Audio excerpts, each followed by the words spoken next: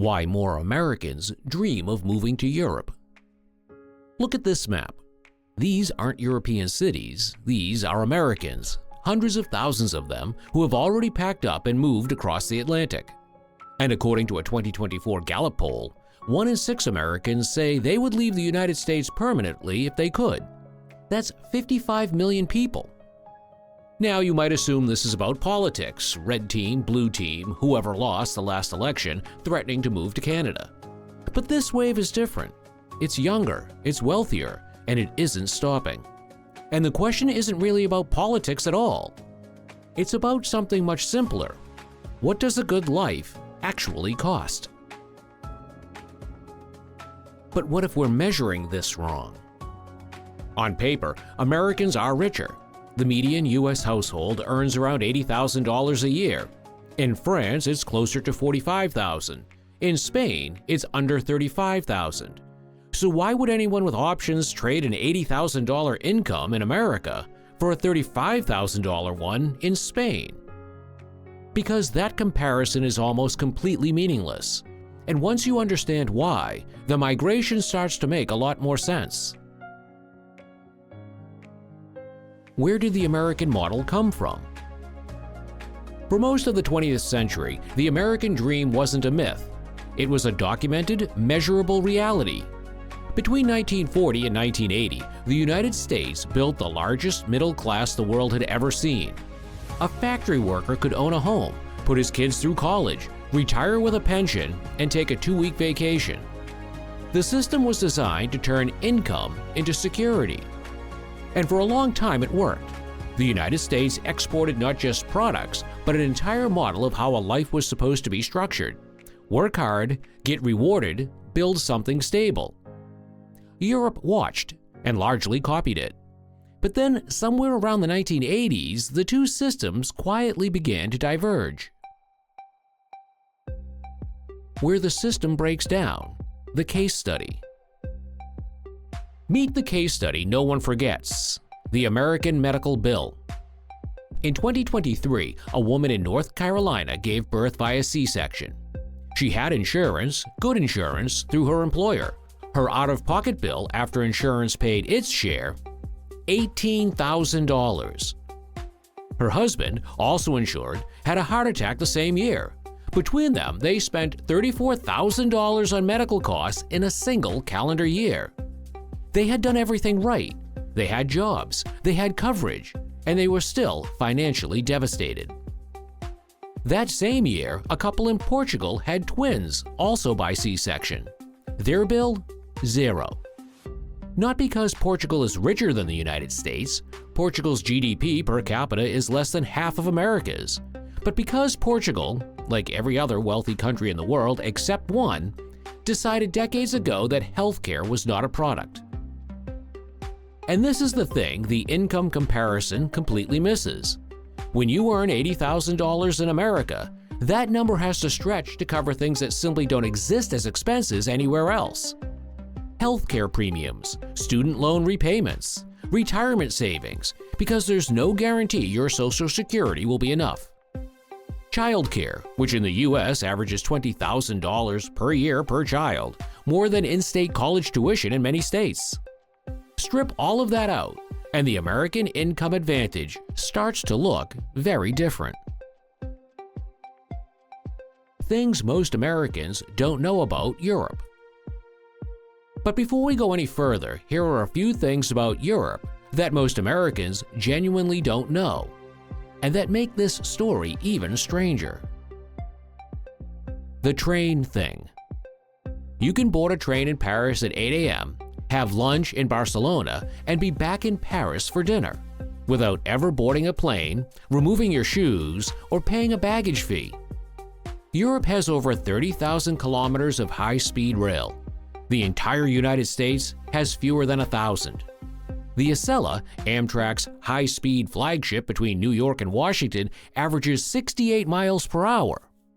France's TGV averages 170.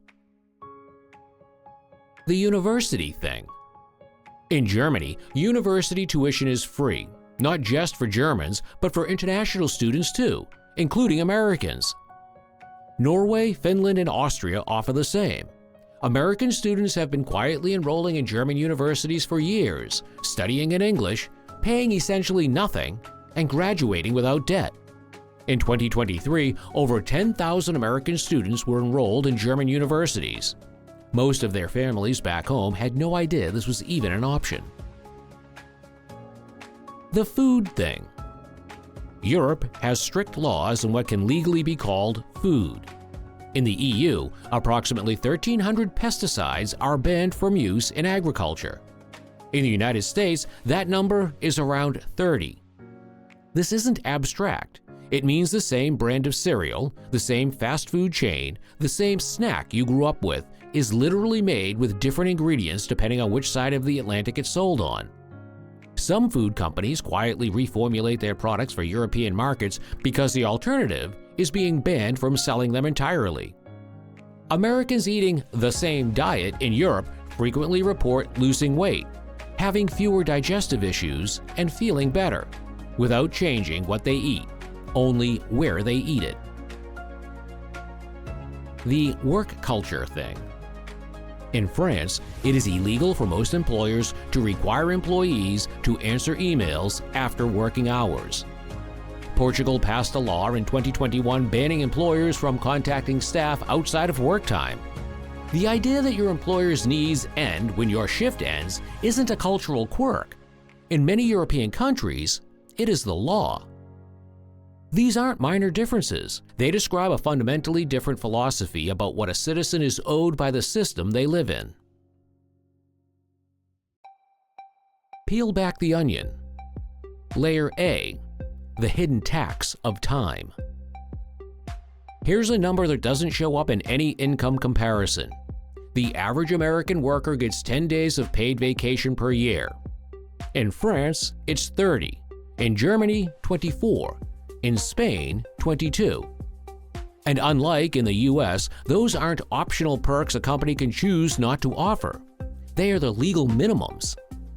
That means an American earning 40% more than a French worker is also working, on average, 3 more weeks per year to earn it. When you divide your salary by hours actually worked, the gap shrinks considerably. And you still haven't added back in the healthcare costs, the student debt, or the childcare. Layer B, the purchasing power problem. In Lisbon, a 2-bedroom apartment in a decent neighborhood runs about 1,200 euros a month. In Austin, Texas, a city with no ocean, no ancient castles, and significantly less cheese, the same apartment costs $2,400. In Barcelona, you can eat a 3-course lunch with wine for 12 euros at a restaurant that has been there since 1987. Buying power, once you adjust for what money actually gets you day to day, closes the gap dramatically. And in some categories, food, housing, transport, leisure, Europe outright wins. Reframe, don't fully resolve. So does Europe have it all figured out? No. Housing costs in London and Amsterdam have exploded. Youth unemployment in Spain hovers around 28%. Bureaucracy in Italy is a national sport and also a national disaster. And some of the Europeans most eager to tell you how superior their system is have never tried to start a company, or negotiate a pay raise, or build something from nothing. America still leads the world in dynamism, in the kind of ambition that produces entirely new industries. The trade-off the American system makes is real. More risk, more reward, more velocity. But the Americans leaving aren't the ones trying to build the next billion-dollar startup. They're teachers, nurses, designers. Young couples trying to work out whether they can afford to have children. People who looked at the arithmetic of a middle-class American life, the premiums, the debt, the hours, the cost of a single bad year, and decided the math's no longer adding up. And the uncomfortable truth is this: for decades, the United States sold the world a model of prosperity. What we're watching now is a growing number of Americans quietly deciding that Europe, with its shorter hours, its public hospital wards, its free universities, and its 12 euro lunches, has built a better version of it. Not richer, just better.